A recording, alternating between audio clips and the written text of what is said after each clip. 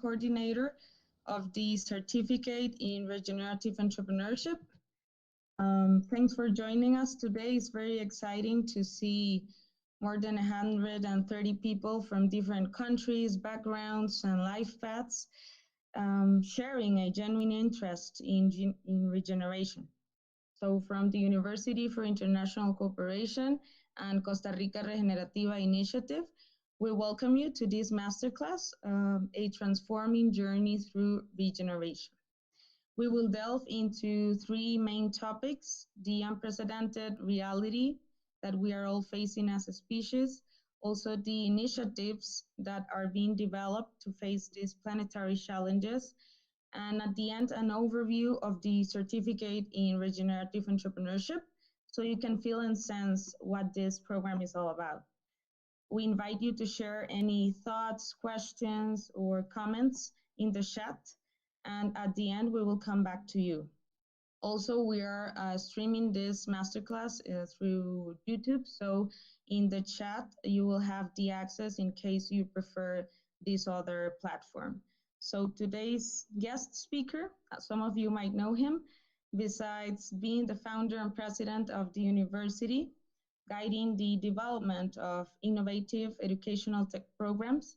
Mr. Ezra Mueller is a pioneer in regeneration, where he has developed his own holistic approach through the 6 pillars of regenerative development. His journey involves the areas of climate crisis and protected areas, tourism, local development, entrepreneurship, nature-based solutions, just to mention a few. He has an extensive trajectory as consultant and speaker for global organizations, companies, and governments. So welcome, Mr. Edward, and thank you for sharing your time and passion with us today. Yeah, thank you for organizing this and for giving me the opportunity to talk again with a lot of people around the planet.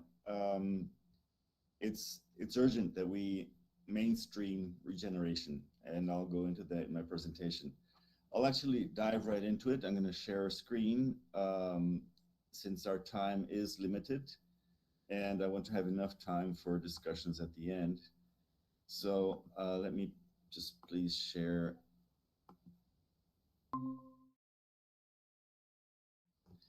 So, as Karina said, I'll go very briefly through the current planetary condition, basically so we understand the urgency and the magnitude of the challenges that are already here. I used to say the challenges that would come in a few decades, but they're already here. And we need to respond quickly. So the certificate and a lot of other initiatives that we're doing at the university is basically showing that we can build a future together, a better future of abundance, moving away from a system that is not anymore fit for purpose. So I'd like to start with a personal question to all of you. And this has a big importance for me because I've come to realize when I was young, growing up, we all had a dream. All my friends had a dream. We knew what we wanted to be. We knew how we would want to live. And I have come to sense that youth doesn't really have a dream anymore. You live a lot more day to day.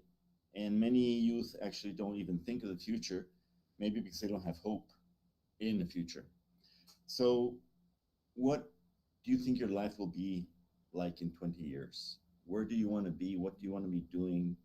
How do you see your family, your friends, your professional life, your personal life in 20 years? And are you prepared to live in this future? That's another question. That future that you imagined, do you have the tools? Do you have the skills? Do you have the knowledge to live in that future? What would be the main characteristics of that future? What would be happening around us? And lastly, I'd like you to think what you know about planetary collapse, Are you connected to media? Are you reading reports? Are you actually following the different global issues that are happening? Or are you living in your own world? So, sustainable development. The term was coined and the definition was given back in 1987. That's 35 years ago in what was called the Brundtland Report. This was a preparatory work that later channeled the need to organize the Rio Convention 1992. So 35 years ago, we said youth had to have the same opportunities that we had for their future. And we know today that youth is very mad at us, and they have the whole right, all the right to be mad at us. Many of them are not considering that they still have a future. And the data reveals that we really need to work quickly so that they can have a future. And the incredible part is we destroyed a lot of the planet for something that's just of value for certain groups of people, for money, for power, and to build a consumer society, but using the resources of these future generations. And we forgot that we didn't receive this planet from our ancestors. We're actually borrowing it from our kids and our grandchildren. Yes, we have made huge advances. Now we're in the fourth industrial revolution. We're talking about Web3. We're talking about artificial intelligence. Watson, IBM's computer, was the backbone for this. But now we have the quantum computers that allow us to even be more powerful on the use of data and information and look for alternatives, look for solutions. Some people are actually saying that artificial intelligence will make machines smarter and more capable than humans. The reality is that already Watson, for example, has better capacity to diagnose medical images than any human doctor. Watson has about 400 million images stored, and it can, in a 24/7 process, compare another image with 400 million and see what is the best diagnosis, what is best treatment, and what has resulted in the best treatments and the best success. We know that medicine in the future is going to be based on DNA and working with genomes and other genetic processes. We know that if teachers are still wanting to teach stuff, they're going to be replaced by robots. We need teachers to teach or help learn other abilities that are not just knowledge. So we're facing this, but in spite of many people thinking that technology will be the solution, I actually think it will be very important, but it won't be the solution. It will help with solutions, but the solutions are elsewhere. And that's where I'm going to be concentrating today. Earth Charter is a very important movement. Their charter was published in the year 2000. It starts with this sentence, basically telling us that humanity must choose its future. We must decide if we want to stay living on this planet, and we must decide about our future. And it has to be now. It cannot be in 10 or 15 or 20 years. We have lots of information. This is the updated planetary boundaries process. The Stockholm Resilience Center published first time in 2009. At that time, biodiversity loss, fertilizer use were the two high-risk areas for our safe operating space as humanity. We're already in the Anthropocene. That means that the major planetary changes are caused by humans, are caused by us, and there is no more discussion on that. This year, in January, novel entities was added. That's basically plastic pollution and other types of pollution. And just recently, I think a few days ago, last week maybe, the water, fresh water, was also added to the high-risk areas that are compromising the ability for humans to keep on living on this planet. mainly the water available to plants, that's soil humidity, which is fundamental in the carbon cycle in soils. With the 2015 Planetary Boundaries Approach, a publication was published by, I forgot his name right now, basically saying that the Anthropocene is caused by agriculture.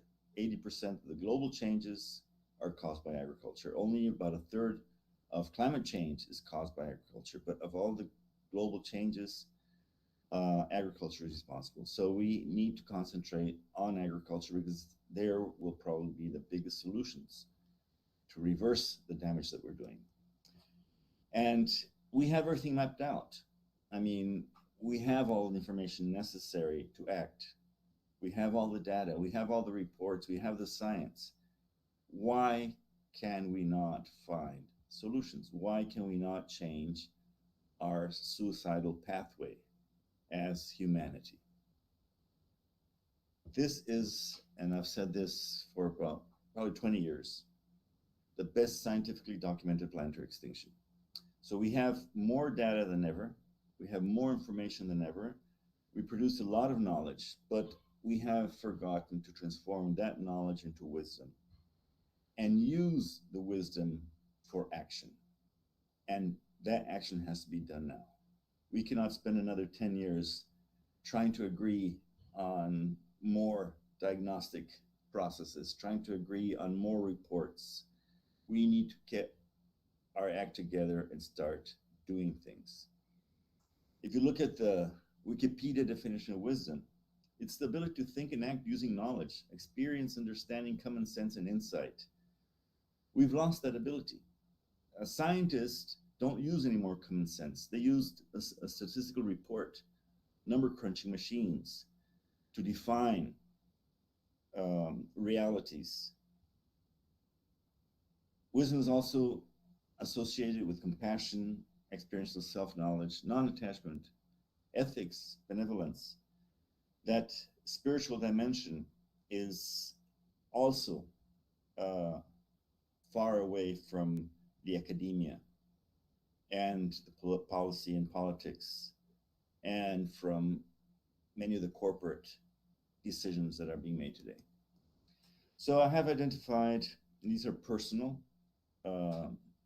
challenges. The first one is it humans and nature, or is it humans are nature? And the biggest problem we have is we've thought that humans are not nature. We're not part of nature. Nature's there to serve us. We are there to control and use nature. And we need to realize that we are part of nature. Second challenge is the reductionist approach of Western science and education. I mean, starting with the Greeks. I used to fight with my statistics professors when they said, no, Edward, you have to concentrate in one question. That's the hypothesis, and you have to find one answer. And I told them, you're crazy. I mean, nature doesn't have one question and one answer. Then we went to the true and false. Then Descartes took us this whole spiritual dimension out of the material decisions.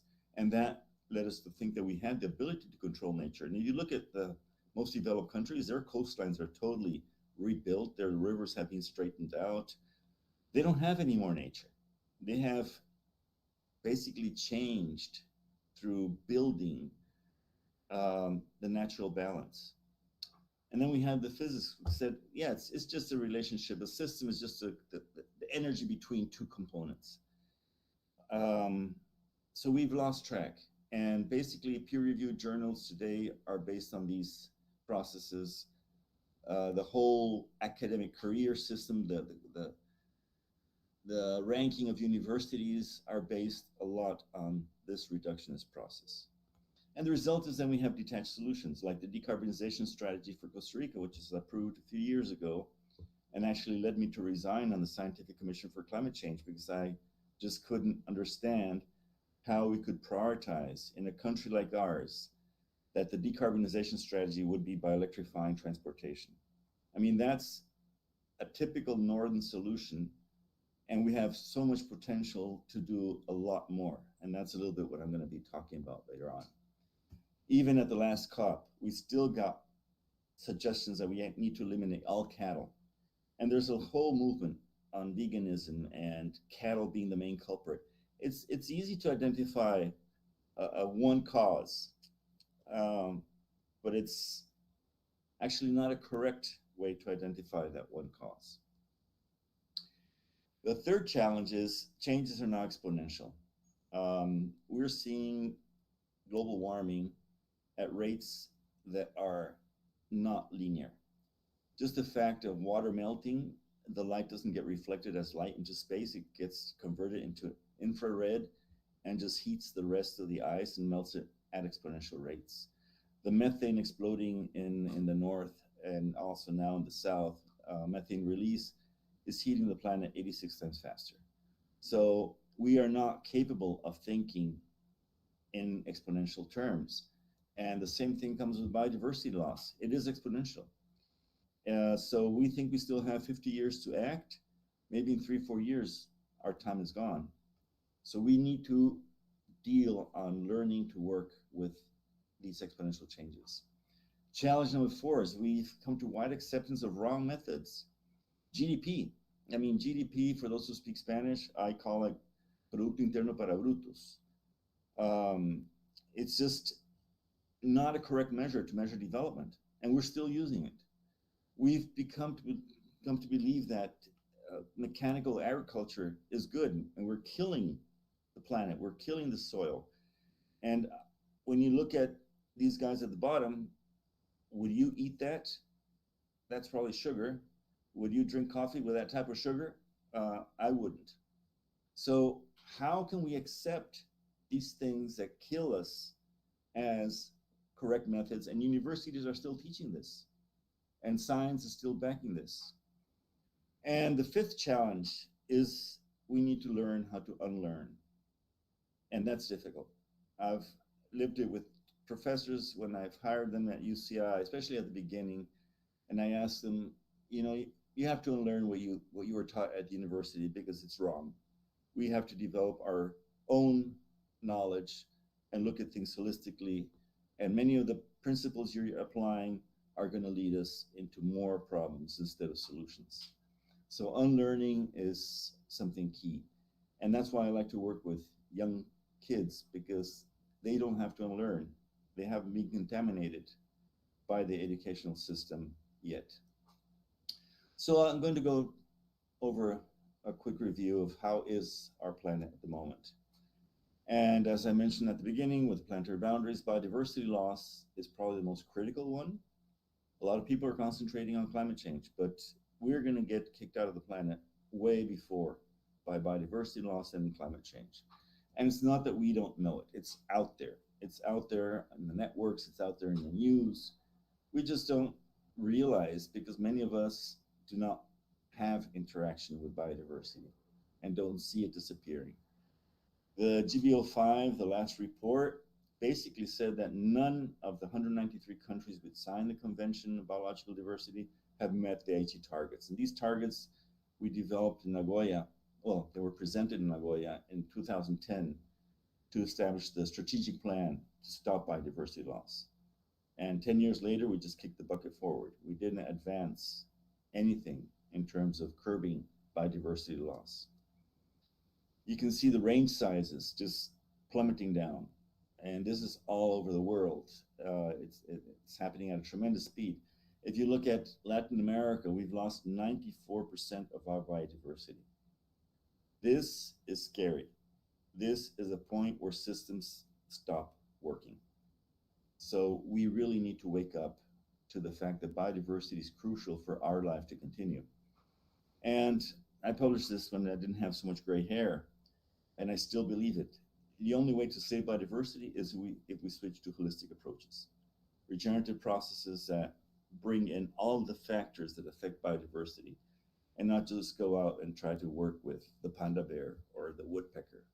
We need to have truly holistic approaches in science, in policy, in action. Climate change. I mean, it's obvious. And finally, after 30 years of the convention, The new report says, yeah, it is a fact. They still use words like likely or most likely or very likely, but basically the Secretary General calls it code red for humanity. So we are at the tipping points, or we've passed some of the tipping points that will make life on this planet very difficult.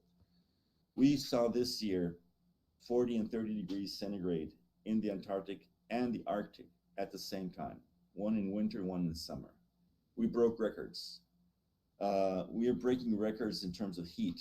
Canada last year, 49.5 degrees centigrade.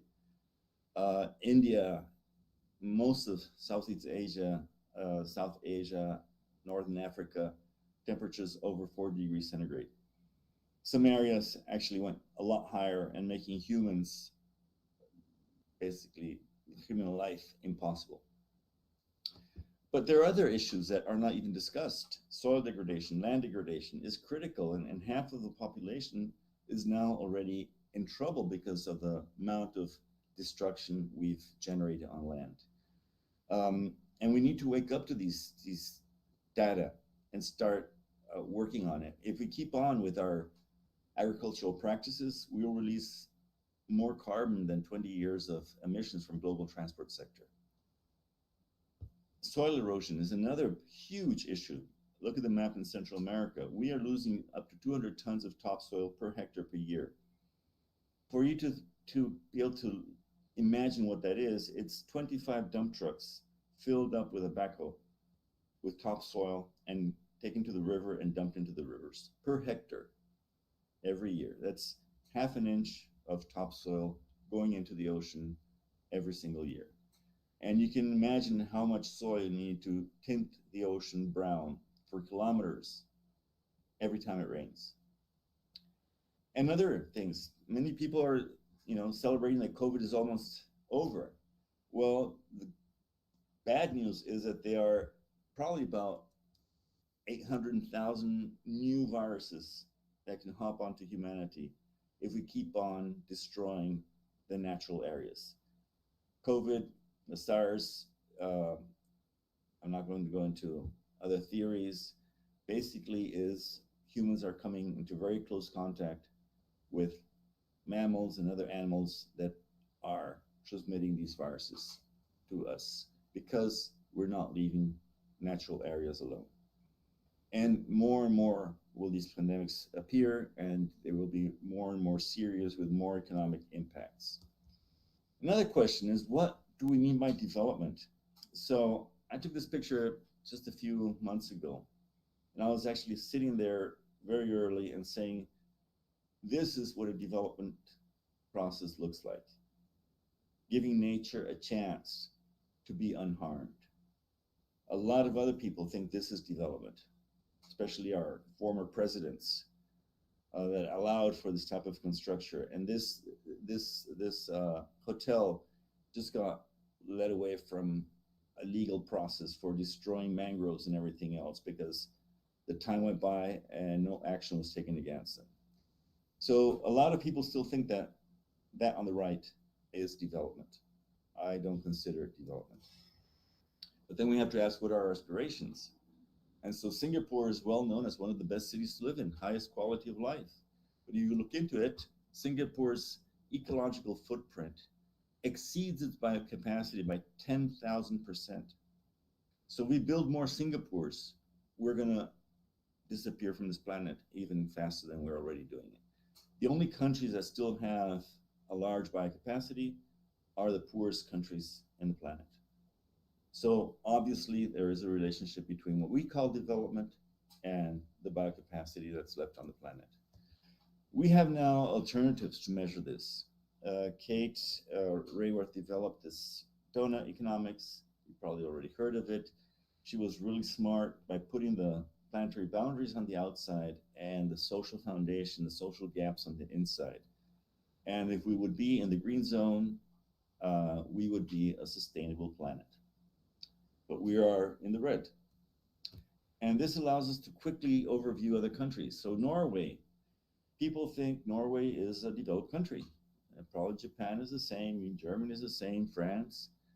I actually think it's completely underdeveloped Because yes, it has gotten a social foundation at 100%. Its society is educated, has democracy, has health, but at what cost? It's actually a parasite to resources way beyond its ecological ceiling. So it has achieved that level of development by using resources that do not belong to Norway. And on the other extreme, we see Bangladesh, who has a lot of social gaps and is way below its ecological ceiling. China in the middle, we really can't complain about China because most of the gadgets we're using are Chinese. So that red on the footprint is our red. So, but this tool has allowed us to identify which are the main areas we need to work in Costa Rica. So we have the planetary boundaries we've exceeded. We have the social inequality, the employment. This is before COVID. But anyway, we started this project before COVID, this initiative. So we can identify exactly what we need to work on to reverse those planetary boundaries and to close the social gaps. And that is what Costa Rica Regenerativa is about, Regenerative Costa Rica.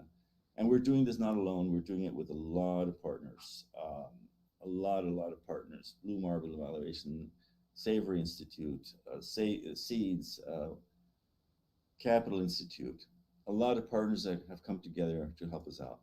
Bounce Beyond is one of the initiatives. So we cannot bounce back. We cannot build back better. That term just breaks my brain. We need to bounce beyond to a new paradigm, a new horizon. John Fullerton, a good friend from Capital Institute with his 8 Principles Regenerative Economy. He's actually giving a course right now on regenerative economy. Christian Felber from Austria, doing marvelous work at the business level, at the municipal level. Seeds and other crypto processes, cryptocurrency. Seeds is regenerative money. And we've been even accepting students that are paying with seeds at the university.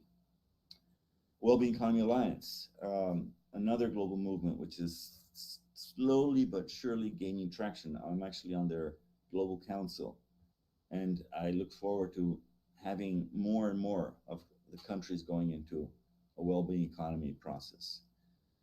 Google and Seven Vortex, a fabulous process to be able to manage our data, manage the digital membrane of regeneration. So Mother Earth, that sustains and governs us, now cries out because of the harm we have inflicted on her by our irresponsible use and abuse of the goods. This is Laudato Si, the Pope's encyclica. We have come to see ourselves as her lords and masters. That is due to Descartes. Entitled to plunder her at will. The violence present in our hearts is also reflected in the symptoms of sickness, evident in the soil, in the water, in the air, and in all forms of life. Can't say that better. So who is responsible for the future? We're all responsible for the future. One of the good things that came out of the COP in Glasgow was that people finally realized that there is no them. It's not the UN. It's not the corporate sector. It's not the governments that will come and help us build a better future. They're stuck, deeply anchored in a paradigm that is not fit for purpose anymore. So we need to build a future, and that is what we have to produce.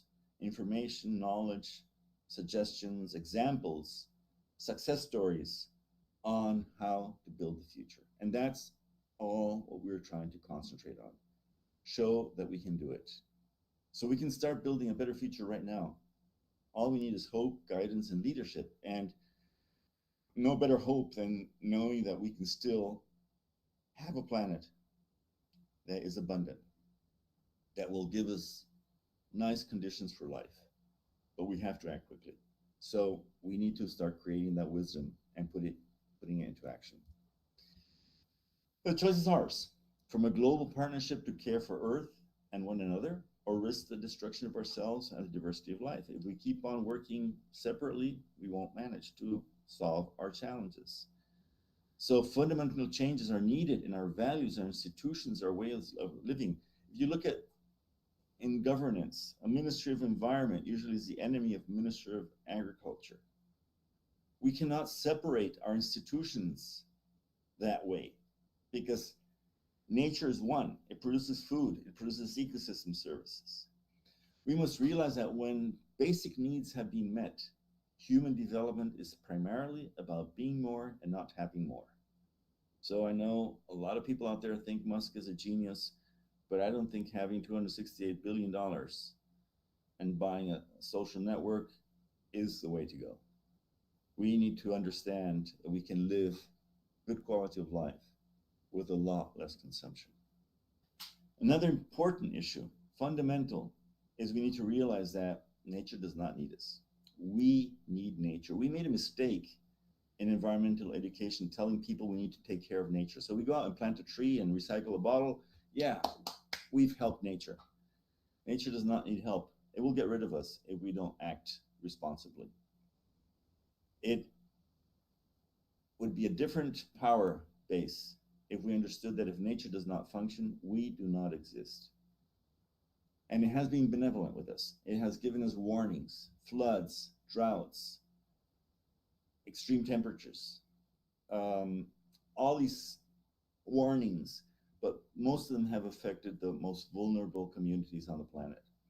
So I think nature is giving us a last chance. It's a fire drill. She's sending us something that we can't even see, but that put everybody on its knees. North, south, black, white, yellow, rich, poor, powerful, everybody on the knees for at least 2 years to think about it. And at the same time, when we gave it the 4 or 5 months vacation at the beginning of the pandemics, it showed how resilient it is and how willing to cooperate. It cleaned the airs in Delhi, and people who had lived 40, 50 years in Delhi didn't even know that there were mountains around, or in Beijing. It cleaned our oceans. Nature started walking and moving into the human habitat. So it's still willing to cooperate with us if we let it, but we have to change the way we behave with it. So we must understand that we are nature, we are one. And this is the fundamental step for anybody wanting to work with regeneration. So the conceptual model I developed is, the basis is nature, Mother Earth, with all its ecosystem services, all its provision for life. On the other extreme of the toroid is spirituality. So it's that dimension of us that links us to something bigger, where we have compassion, we work together, we have ethics. Our political system is falling apart for the lack of ethics and values. We need regenerative economics, we need regenerative society, we need regenerative culture and regenerative politics. And these cannot be dealt with in different departments of universities or government. We have to find ways to integrate them in a holistic process. And that is the only way forward. So that is a big challenge for academia, to break down the walls between departments and get people to work together. So the best definition I found for my purpose of spirituality in that diagram I showed is the recognition of a feeling or sense or belief that there is something greater than myself. So it's not all about me. There's something more to the human than the sensory experience. And a greater whole of which we are part is cosmic, is nature. So we need to open our hearts and transform ourselves as individuals, and then collectivize that transformation process. So basically, regenerative development boils down to a holistic development process, a holistic approach, where life is the basis. Ecosystems, biodiversity that provide the essential services for life on the planet. That is our starting point. We need a new relationship with nature. So a relationship that benefits all life forms, not only the human life form. And it has to be measured differently. Instead of GDP, why not use hope and happiness? So sustainability is about minimizing impacts. Regeneration is really boosting the quality of life, looking for a well-being society. How do we do it in practice? it has to be applied at a bioregional level. So we need a territory. We need the identity of a territory and the people that live in it. And we can look at it as layers, blankets put over that territory, but we do not work within the disciplines. We need to work across the disciplines. That is what allows us to result with holistic approaches. So you bring different professionals, tackle the same problem all together. And I fought for 15 years trying to think of ways to apply holistic processes. It took me quite a while to understand that the only way to do it was based on a physical bioregion. So we need functional landscapes. We can, in the case of what we were doing in Costa Rica, holistic grazing is one way to acquire functional landscapes, regenerative agriculture, better management of the oceans, food forests, biological corridors throughout every landscape, not only the big corridors that are there protected, but every farm should allow, every city should allow for biodiversity to live and thrive. We need social regeneration where people participate in the decision-making process. We need to get people empowered so that decisions are not made in a central government, a four-story building, and then pushed down. We need, of course, economies that include people and allow all people to be part of the game. Culture is fundamental. We've lost the idea of culture. For many people, culture is dances or theaters or art. No, culture is the glue that holds us together. Culture is what makes us Costa Ricans be different than Chinese, Japanese, Germans. And culture has been eroded by social networks, by Tommy Hilfiger, by Adidas, by Nike. We've been brainwashed to lose our identity. A supermarket today, you can't tell if you're in Belgium or in Brazil. So we really need to recover the cultural process. That is what gives us pride. We need regenerative politics. We need to engage youth to get involved in politics, in political positions, in decision making. I know when I talk with youth, I don't want to get involved. And I tell them, look, if you leave it to the gray-haired people like me, you're already lost. Because most of the older politicians, especially the male politicians, do not care about your future. And the spiritual dimension is fundamental. We cannot change if we don't change from inside as individuals and as communities. Another tool we use, the Three Horizons, Tony and Bill have offered this methodology. So we are moving away from the first horizon, which is the business as usual paradigm that is not anymore fit for purpose. We need to see what we can conserve of it, but we need to focus on the viable future. So UCI, the University of International Cooperation, is an H2 organization. It's pulling processes from H1 towards a viable future. And this is what we're focusing on, how to change that. And Buck Fuller is a good inspiration. So we're not going to fight the system anymore. I'm not fighting the H1. We need to build the H3, which will immediately make H1 obsolete. And that is what we need to prove when we do regeneration, that systems work in a better way, and we don't need the H1 systems anymore. So this means a rebirth. This means waking up. I used to talk about revolutions, and I travel all over the world talking with congresses, with presidents. Today, I understand we need an evolution. We need to move from the ego society, the ego economy, where man is on top, woman underneath, and life at our feet, transitioning through the eco society. It's not our target. Many people are still stuck, Horizon 1, in the eco. No, we need to move to Seva, where we use all our know-how, all our technology, all our wisdom to serve life on the planet. We have the capacity. We're the only species, since we caused the problem, to get us out of it.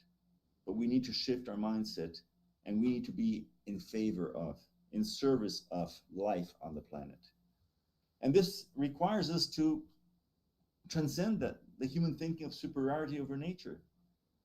You know, and understand that it has cycles, that there are relationships, that it's their carrying of life. A new alternative way of understanding the world, you know, recovering our bond with nature, the rebirth of the feminine principle. The feminine principle, Leonardo Wolf describes as caring. Mother Earth, that's why it's not Father Earth, because the mother is the one that cares. So we need to move and transition to that. And we're told that we need to learn to adapt to a changing planet. I still think it's wrong. I think, yes, we need to learn a few things there, but we still have time to build the future we want. We can build a better tomorrow. We need to start doing it. We cannot keep on waiting. Otherwise, we will have to learn, and I don't think you can learn to live in a collapsing planet. So, are you going to be mere spectators and sit there and wait for the new normal? Or do you want to join regeneration to co-create this better future together? That's all we're asking for. Let's get together and build this better future together. So as the world becomes increasingly interdependent and fragile, yes, we have great peril ahead of us, but we also have great promise. And this is, again, Earth Charted. This text is 22 years old now. So to move forward, we must recognize that in the midst of the magnificent diversity of cultures and life forms, we are one human family and one Earth community with a common destiny. So no matter what happens with Russia and Ukraine and Somalia, and all the bad things that are happening, that destiny is coming to all of us. And this is why we launched the Regenerative Costa Rica initiative, Costa Rica Regenerativa, back in 2018, to show step by step how we can build the future we want. Metrics is fundamental.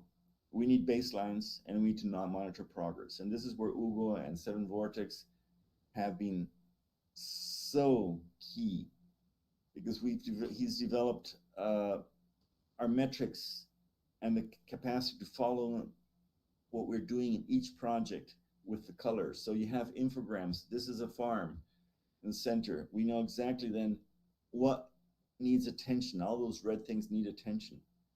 So we can monitor every one of our initiatives using this system of hives, of networking. I'll go a little bit more into it. Second thing, we realize that agriculture is biology, not chemistry. If it were chemistry, let's put a chemical seal on everything that is produced with chemicals. If it's so good, then put it on the labels. Don't ask the guys who are doing it good, well, responsibly, to spend a lot of money on certifications to say it's organic. So we started out with the Cuban experience. We brought in Felix Cañet, who's holding the shovel there, the fork. He is one of the co-founders, and the two gentlemen to his left are the other co-founders of the organiponic system that saved Cuba from starvation back in 89-90. So they developed methods to produce food quickly. And this actually saved a lot of people here in Guanacaste, where I'm living now, during COVID. We managed to produce a lot of food very quickly, very simply, at low cost. Another important thing, use other sources of knowledge, not only science. This is Manuel Castellano, Lacandona Indian. This is a degraded piece of land where Manuel, on his half, used his millenary knowledge and wisdom. On the left is a very important university, I won't mention the name. All the technical capacity managed to grow something that is not a forest. Manuel managed to get a forest. If I had more time, I'll tell you the story how he does it. But he has managed to get 5% carbon at 50 centimeters deep. You feel like eating that soil. So let's not stick only to peer-reviewed journals, and let's look at all the knowledge and wisdom that's available in our indigenous communities, in our local campesino communities, in people that live in the ecosystems. Science is fundamental. We already have science that is saying we can revert climate change, we can revert global warming just by managing soils. This is Ratan Lal, a very well-renowned scientist. We have white papers Saver Institute and Rodale Institute, all these have been publishing information saying that regenerative grazing systems alone can capture more carbon, more CO2, and put it back into the soil than the global annual emissions. So we could actually be reducing 150% of the emissions every single year. This would give us time to develop all the processes that are being discussed in the convention, transportation, batteries, whatever. But we need to gain time by pulling CO2 out of the atmosphere. We cannot get to 450 parts per million. We won't survive. Zeth Itzkan, Soil for Climate, look him up. I mean, basically we can get back to 350 parts per million of CO2 in the atmosphere in 30 years. So let's not think of curbing and stopping emissions at 2050. Let's think of 2050 as a year where we're back to normal atmospheres. A good friend and mentor, Alan Savory, has always said it. It's not the cow, it's the how. And what a fight it is to get vegans and other scientists that are saying we need to get rid of cattle to understand that ecosystems function differently than just the cow separately. We need to go to landscapes, bioregions. This is what we're doing in Regenerative Costa Rica, working at landscape level through regenerative agriculture. A lot of different practices, recovering seeds, allowing people. There was an intent by the corporate sector to put a law through that farmers could only use certified seeds. I mean, I don't care to buy seeds from Monsanto. So we need to recover and do seed bank. We need to recover our original biodiversity, agrobiodiversity, to keep on producing. We need to use very simple methods, low-cost methods that don't need to bring fertilizers from Russia, from the Ukraine, or from Chile to produce. We have the capacity to produce with what is available on each of our farms. We need to show resilience. This slide here is after a second hurricane, our way of producing agriculture survived. Food was still being produced in the midst of 2 hurricanes, whereas all the other orchards just disappeared. So we can demonstrate that we can produce climate resilient agriculture without high tech, without chemicals, just by working as nature would. We have managed to transform this degraded soil to this abundance. 8 to 10 tons of food, fresh, delicious food, 35 different products grown at the same time. 8 to 10 tons per hectare. This is abundance. We have managed to change this degraded soil to a haven for biodiversity.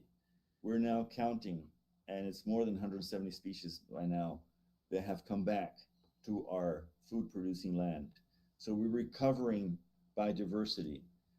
It's learning and empowering kids, local communities, technical schools that don't even have agriculture in their programs are now understanding the importance for our local kids to start learning how to produce their food. COVID was a good exercise for that.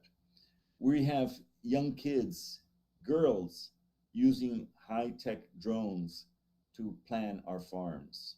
We have intergenerational exchanges. This is Mel with his indigenous knowledge in agriculture, 50 years systematizing indigenous agriculture, working together with a 17-year-old kid on trying to produce results. We are producing abundance instead of scarcity. Local consumption, local production. These are the forest gardens that Mel is helping us develop. And we're actually launching a course on regenerative agriculture with Mel very, very soon. So how do we recover the diversity of foods that we have, that nature has provided, and we have forgotten to use them because of the corporate agriculture? We need to show people how to cook again using these.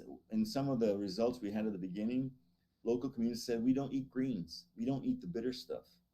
So we had to bring in cooks, and this is actually more recent. We're still bringing in chefs and cooks to show them how to use all this new food and blend it together with what they usually eat, which is mainly not as healthy.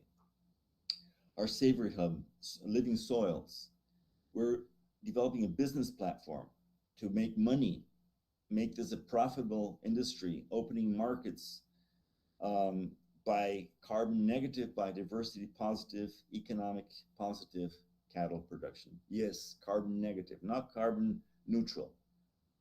So we know that we can fix a lot of carbon, but then we need the metrics. We need to measure all of this. And we're working on a lot of initiatives to allow us to measure even more precisely how much carbon, how much biodiversity we're bringing back. In terms of marine, participatory fisheries, we're working with Connect Ocean to get responsible management areas set up for fishermen to be able to keep on fishing in the future. Supporting coral farms and other initiatives to regenerate, but it's useless to try to regenerate the ocean if we don't work upstream where all the soil is coming down and all the poisons are coming down, all the fertilizer coming down, turning our oceans into a dump. Regenerative tourism is key. Costa Rica lives off tourism.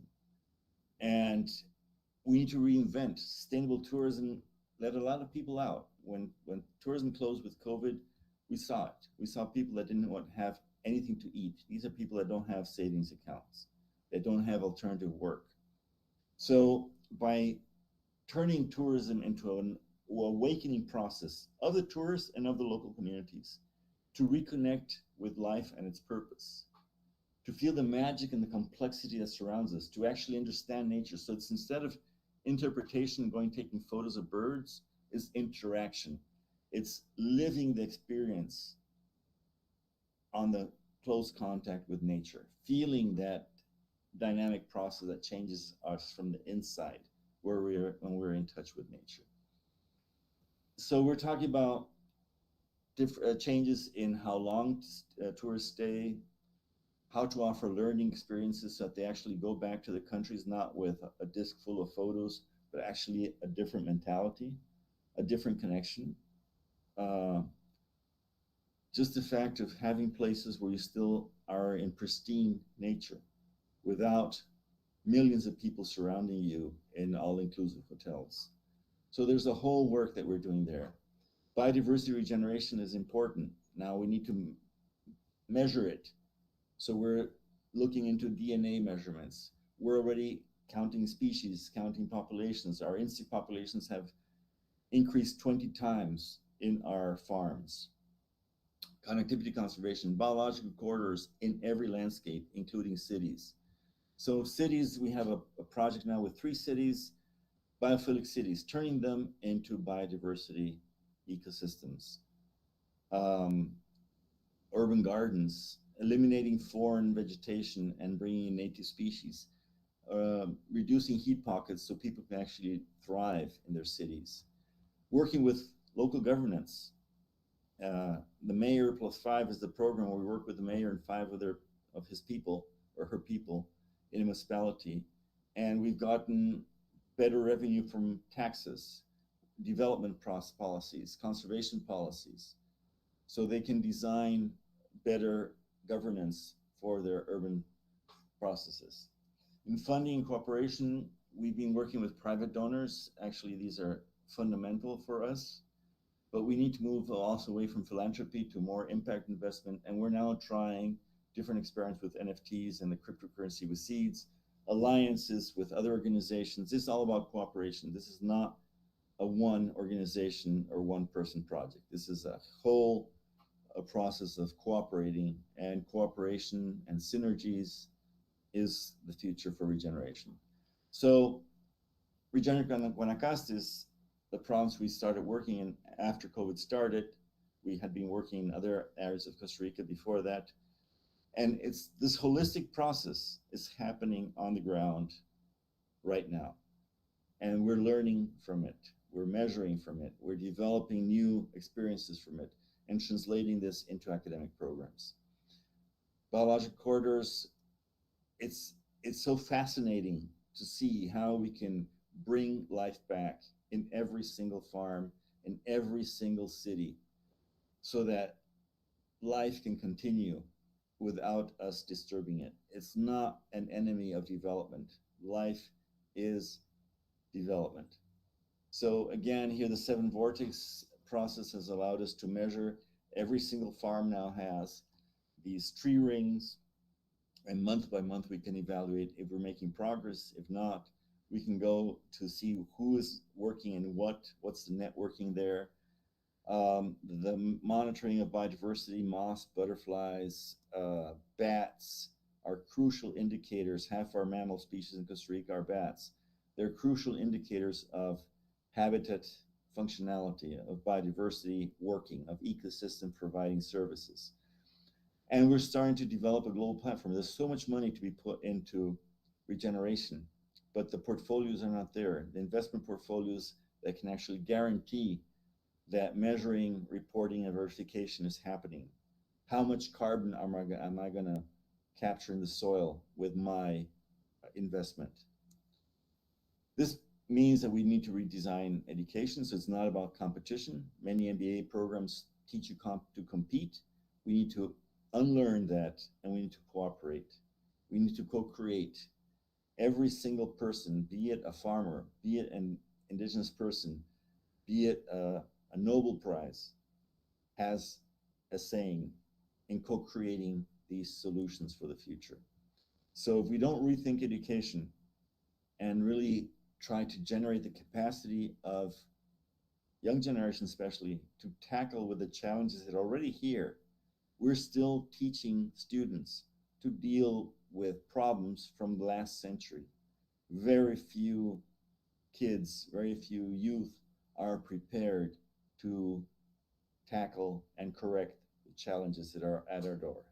So we need to rethink education. We need to start co-creating together. The educational learning process is co-creation of the future, of our own future. And that will give hope. That will give empathy. That will give the energy to start working quickly. We need to move massively around the planet. We are part of the answer if we act. And we need to move away from the old paradigm where soft skills, no, they're critical skills. If a university has to teach something to youth, a school has to teach something to kids, it's these critical skills that are important. The rest, they can learn on YouTube University. So it starts with each of us, and we need to collectivize this. So we need to answer questions. What is that we need to learn? How do we learn it? Why do we learn it? How do we measure what we learn? Where do we learn? Is our classroom still viable? UCI started transition to online education back in 1998.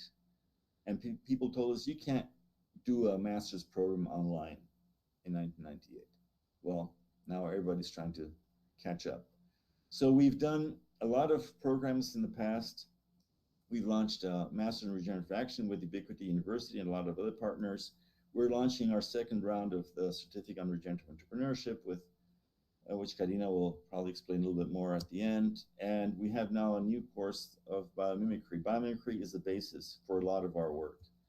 The Regenerative Communities Network is, and we're linking to other networks. So students that are working online around the planet can actually come to different sites in different parts of the world to practice regeneration and have a passport. Instead of having a degree hanging on the wall, it's a passport where you register your contacts, your results, your networks, your wishes. And then again, Seven Vortex is providing us with a learning hive where we can fill it in. You can go to the page is Regenerate BE. I don't have it in my mind now. But you can fill it out and you can look at the planet and see where other people are working on similar issues. And this is my network that is already in this hive. And this will be linked to the learning network. So we have many, many things to change, but it's us humans, above all, who need to change. So thinking of this common origin, the mutual belonging, and a future to be shared with everyone, we need to develop new convictions and attitudes and forms of life. So this is what we call regeneration. a great cultural, spiritual, and educational challenge, and a long path of renewal. This is the Pope's encyclical again. So we need to move to global empathy. We urgently need holistic approaches, flexible pathways. We're talking about principles, not recipes. We need research to go into immediate action, not wait years until it boils down to action on the ground. We need actions that produce life. We need local well-being for people to be involved. We need massive re-education. We call it first responders for regeneration. So we need to give guidance to all these people that want to move forward. And we'll have a lot of obstructionist attitudes. We just have to ignore them. Let's not fight the system. So let's look for that new universal solidarity that will actually bring us together to transform this into a massive movement around the planet. So we need that new relationship between humans and the planet, that new relationship of mutual caring. The planet will care for us if we care for it.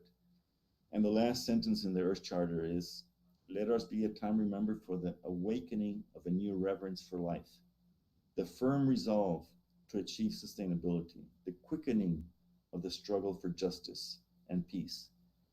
And what better than a joyful celebration of life? This is my 10-year-old son now. I'm not sure if he's prepared to live in the future, but we have to make the conditions so he can live in the future. Thank you very much. I think we go now into the questions.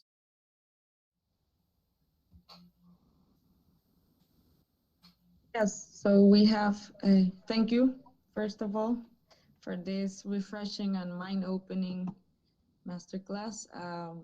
We have a question from Carolina Garcia from Beleli Education.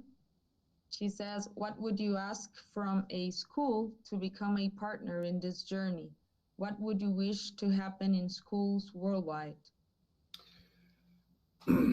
Anybody's a partner. We have to find ways to network better, and that's what the Seven Vortex is developing, for us to be able to connect and see who is working on similar things. We need networks of schools that are willing to reinvent and take risks on reinventing education. Nature-based education, biomimicry has to be built in, life experiences, kids have to be on the ground, project-based. I know, believe me, it's a great methodology. We are open to all collaboration, and we're now generating the platform that will allow us to collaborate. It's the same Seven Vortex. I call it a graphic LinkedIn, which actually allows us to place a person or a project or an initiative or a school on the globe. Many of the networks don't allow you to contact the people according to country. You cannot do a who is living in France in Facebook of my friends, because they don't want you to use the physical contact. They want you to use the network. Well, Seven Vortex is focused on allowing that contact to happen immediately and start working together. So we are thinking of putting up a school in this area that is focused on all the things we've been promoting and have kids grow. And I'd love to partner with all the schools in the world that are doing similar things. We don't need to reinvent the wheel. We don't need to reinvent everything ourselves. If something is working, let's use it and let's grow it.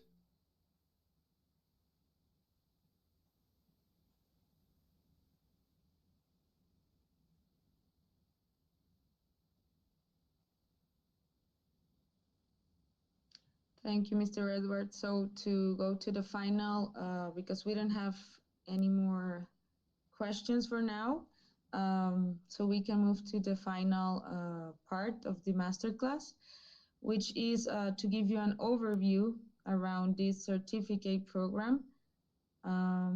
Let me share my screen.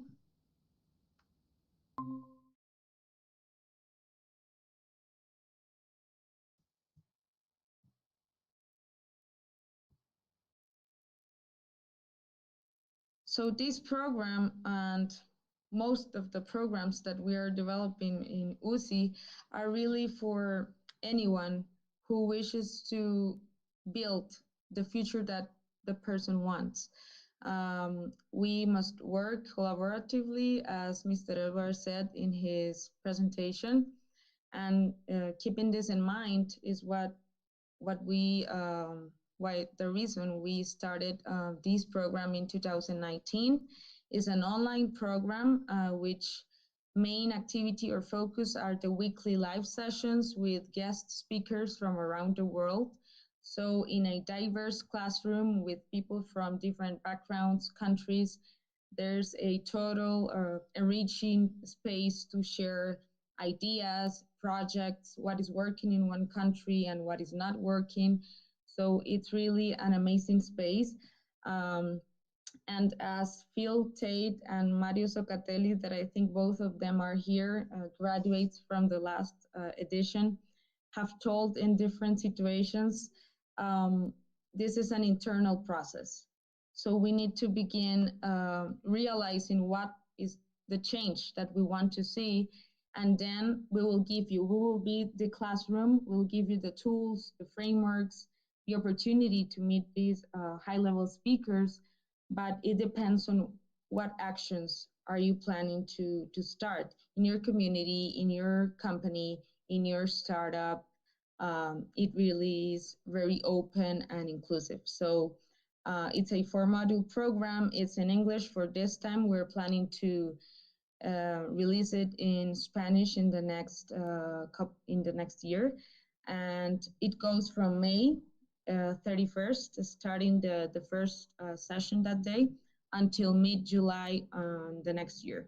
So it's a time dedication of around 7 hours per week, but it really depends. It's a self-paced in terms that we record all the sessions, and we focus this program in creating, developing a project. So you will have one-on-one mentoring sessions, also with partners from UCI. You can access to the Costa Rica Regenerativa projects also, forum discussions through a Moodle platform. So a little bit of everything. And this is like an overview of the 4 modules. The first one, starting on May, is about biomimicry and system thinking, called Discover. Then we move to Transform, which is focused on technology, innovation, and entrepreneurship. And the end of each module, we have bio cases to get us back to our essence, which is biomimicry, the nature's wisdom. So that's what it says, bio cases in every module. Then the third one is called Connect, um, focused on economics and politics. Some of the information and speakers that Mr. Eber presented previously. And the last one is Transcend. So we can focus on social and cultural axis, and then education and spirituality. So this is like the main topics of the program. If you want more information, you can check the chat and we can go further with these topics. Just to give you a glimpse of what is coming with the module Discover, it's like a parallel process. In one hand, you will have the live sessions with, it's a great, really combination of speakers this time. Melina Angel, which is expert in biomimicry, and Alan Savory, which you saw in Mr. Edwards' presentation, who talked about holistic management. Then Anthony Hodgson with a great tool called World Model, World Mandala. Brian Blankenship, he specializes in systems mapping and thinking, embracing complexity and transdisciplinarity, because this is what this program is about, is for a person with any background. So feel free to join us. Doesn't matter if you have a PhD or starting university, it's really open to anyone. Carol Sanford, a thought leader, and she will delve into regenerative lens and paradigms. And then Tania Moreno and Oliver Schutt, that they will show us what is their work now with biosphere reserves and also nature-based solutions. at the end of each module, we will have a Finding Your Path session, which is like this, taking into the ground what we have unlearned and learned, and renovate our own paradigms.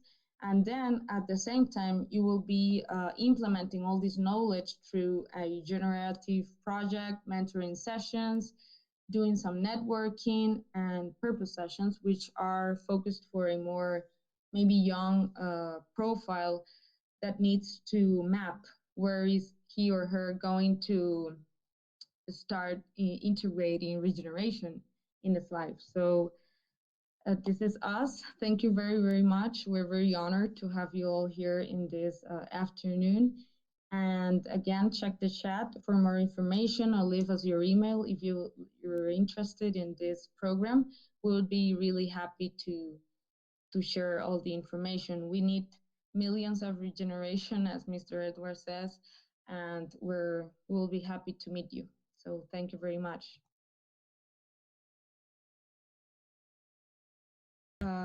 It's from Rico Reinardo. He asks, do we need to use all of these aspects, politics, social, environment, economy, culture, and spiritual, to be considered as regenerative project? No, there are many definitions for regeneration.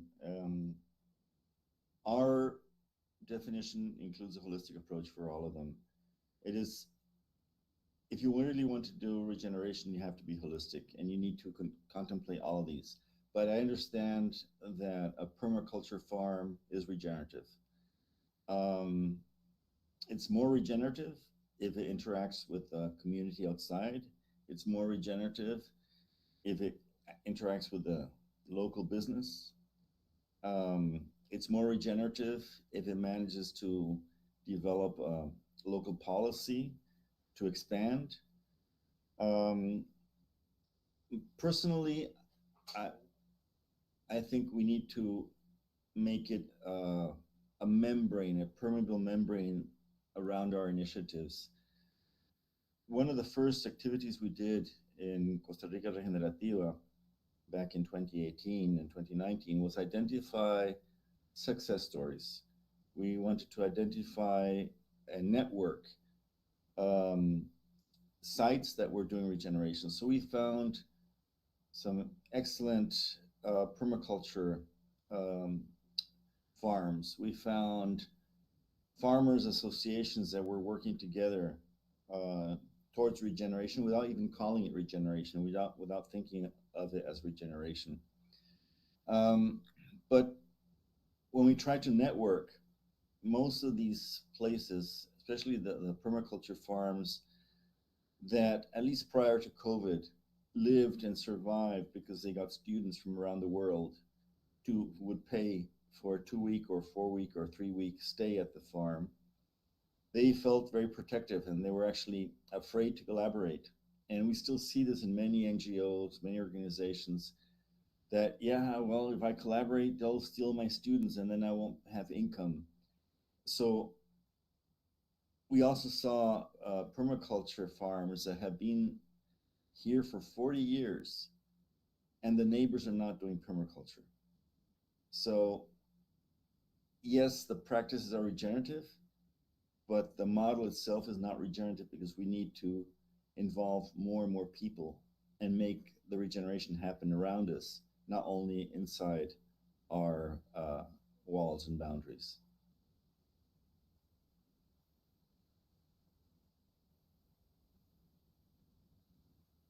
Thank you.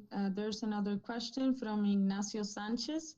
Where can we draw the line to differentiate regenerative agriculture of organic agriculture or permaculture?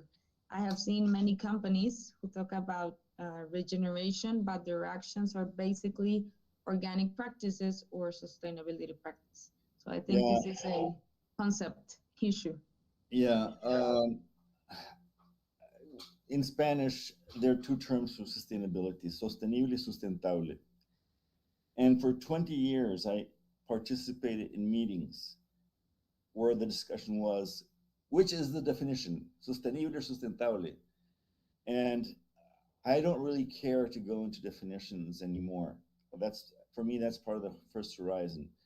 A good friend of mine, who's a very well-known agroecologist, every time I post something on Facebook, he bites me, saying that the term regenerative agriculture has been captured by the North and by the corporate world.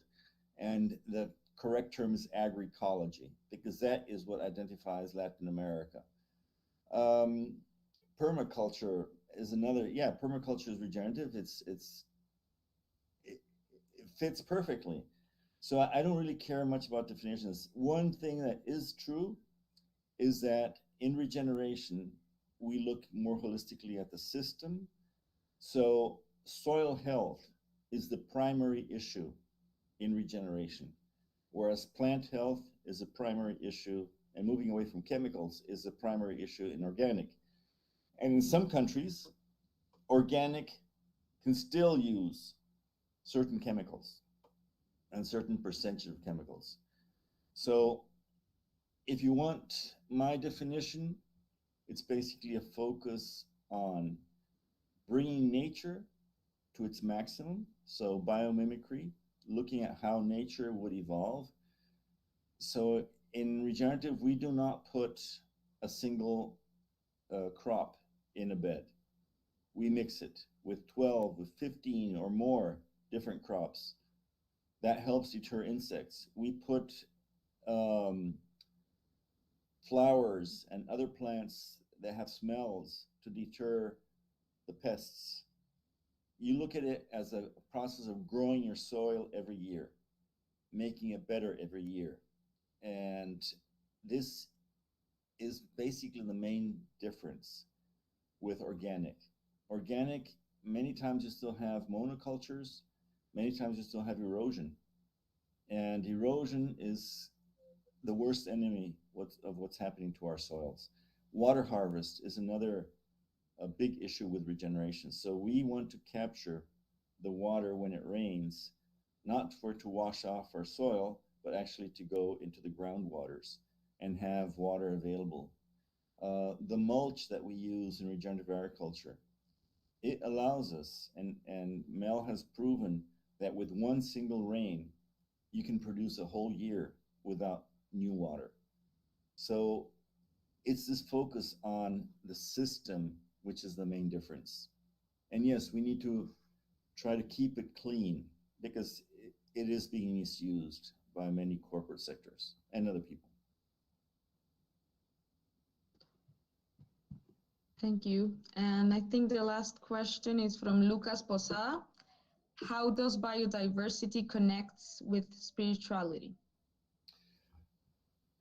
I would just suggest to go out into nature and sit there in silence, and you will see how your body reacts, how your mind reacts.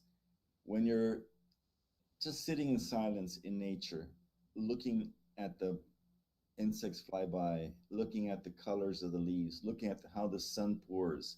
If it starts raining, look how the drops go through the forest. In a wetland, seeing all the interactions of life.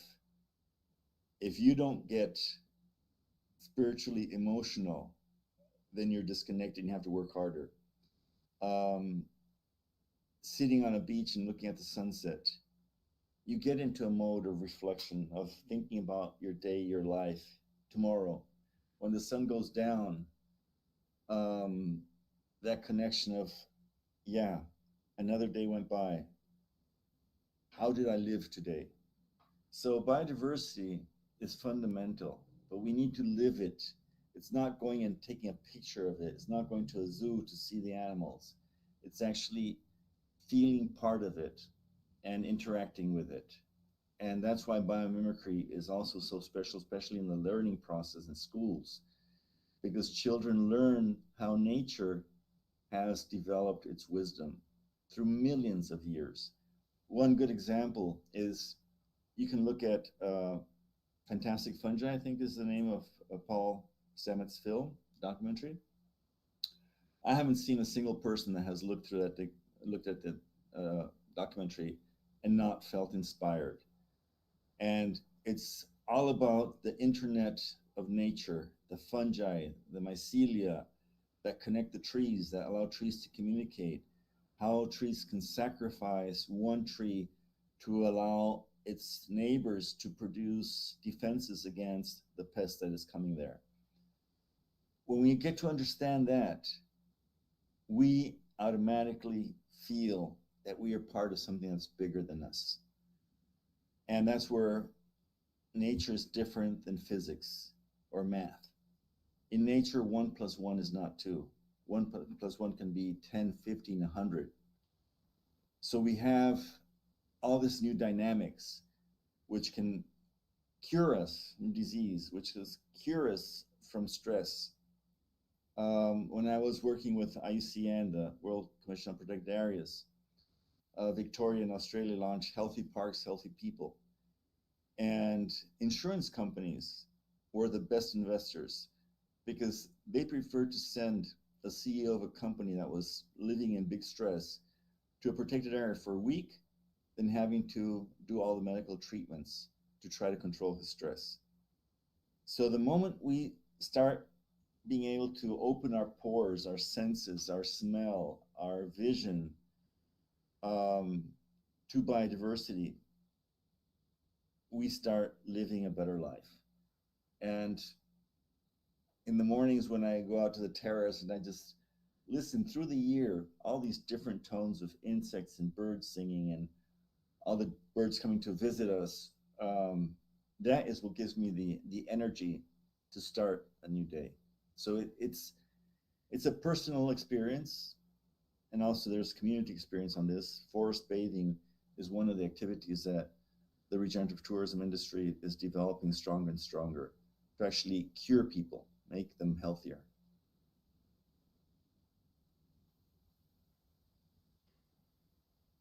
Okay, so I think that's a great closing reflection. Thank you for answering all these questions, and for everyone participating today. It was really a great space. And let's keep in touch, please. We will be happy to collaborate together. And thank you for being here. Thank you all for Thank you.